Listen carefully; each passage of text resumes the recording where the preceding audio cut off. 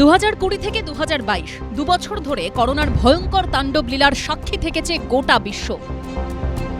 বছর তিনেক পর ফের করোনার ভ্রুকুটি। মালয়েশিয়া, সিঙ্গাপুর, হংকংয়ের মতো জায়গায় গত কয়েকদিন ধরেই করোনার সংক্রমণ বাড়ছিল। এবার ভারতেও করোনার সংক্রমণের হারে বৃদ্ধি ধরা পড়ল। এবার রাজ্যেও একদিনে একাধিক করোনা আক্রান্তের হদিশ মিলল। কলকাতার কাঁকড়গাছির একটি নার্সিংহোমে এক প্রসূতির করোনা সংক্রমণ ধরা পড়েছে। তার অবস্থা স্থিতিশীল, সুস্থ আছে সদ্যজাত। এই প্রসূতি এখানে ভর্তি আছেন, তার শারীরিক অবস্থা স্থিতিশীল। বছর 25-এর এই রোগিণী, তাকে আগামীকাল হাসপাতাল থেকে ছেড়ে দেওয়া হবে তেমনই জানা যাচ্ছে। তবে বর্তমানে তাকে আইসোলেশনে রাখা হয়েছে। করোনা আক্রান্ত বছর 15-র এক কিশোরও বাইপাসের ধারে বেসরকারি হাসপাতালে আইসোলেশন ওয়ার্ডে ভর্তি রয়েছে। অন্যদিকে মগরাহাটে 2 কোভিড আক্রান্তের খোঁজ মিলেছে। এক মহিলা ও এক বালকের কোভিড পজিটিভ। আমরা র্যান্ডামলি যেমন স্যাম্পল তো কালেক্ট করি আমরা বিভিন্ন ফিভার ক্লিনিক থেকে, তেমনই স্যাম্পল কালেক্ট করা হয়েছিল। আমরা নর্মালি পাঠিয়েছিলাম, পজিটিভ এসছে, কিন্তু তাদের মধ্যে কোনো সর্দি কাশি জ্বর এগুলো কোনো নর্মালি সিমটম ছিল না। একজনের শুধু জ্বরটা ছিল।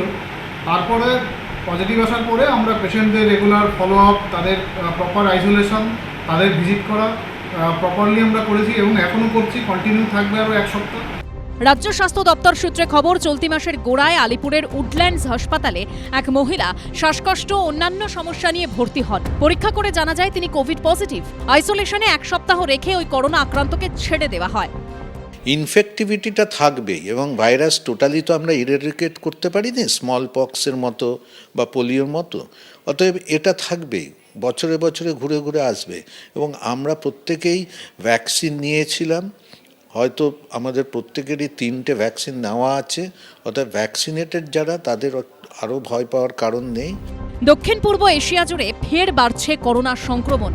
ওমিক্রনের উপপ্রজাতি JN.1 সংক্রমণের হার খুব বেশি। সেক্ষেত্রে RT-PCR এর সংখ্যা বাড়ানো এবং গাইডলাইন বেঁধে দেওয়া জরুরি। JN.1 বলে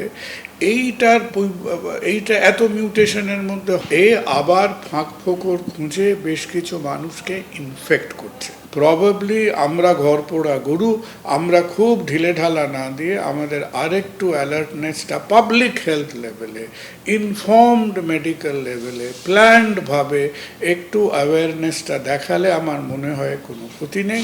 এক্ষুনি খুব অ্যালার্ম বেল বাজানোর মতো এখনো পরিস্থিতি আসেনি। Situation is still under control, কিন্তু একটু ভিজিলেন্ট থাকার দরকার তো অবশ্যই পড়ে গেছে। শুধু আমাদের নিজেদেরকে একটুখানি ওয়াকিবহাল থাকতে হবে এবং পারিপার্শ্বিক পরিস্থিতির ওপর একটু নজর রাখতে হবে। এবং ওই কোভিড অ্যাপ্রোপ্রিয়েট বিহেভিয়ার যেটা আমরা কোভিডের সময় পালন করেছি, সেইটাতে আবার ফিরে যেতে হবে আর কি। সেটাও আমাদেরকে যথেষ্টভাবে সুরক্ষা দিতে পারে। ইতিমধ্যেই মহারাষ্ট্রে 2 জন করোনা আক্রান্তের মৃত্যু হয়েছে। ব্যাঙ্গালোরেও মৃত্যু হয়েছে এক করোনা আক্রান্তের। কেন্দ্রীয় স্বাস্থ্য মন্ত্রক সূত্রে খবর, দেশে অ্যাক্টিভ আক্রান্তের সংখ্যা 257। দিল্লি, মুম্বাইয়ে সতর্কতা জারি করা হয়েছে। মহারাষ্ট্রের থানেতে 10 জন কোভিড আক্রান্তের হদিশ মিলেছে। উত্তরাখণ্ডের ঋষিকেশ এইমসে 3 জন রোগীর করোনা পজিটিভ পাওয়া গেছে। অন্ধ্রপ্রদেশ সরকার ইতিমধ্যেই সতর্কতামূলক গাইডলাইন জারি করেছে। ঝিলম করঞ্জাই ও গৌতম মণ্ডলের রিপোর্ট, ABP আনন্দ।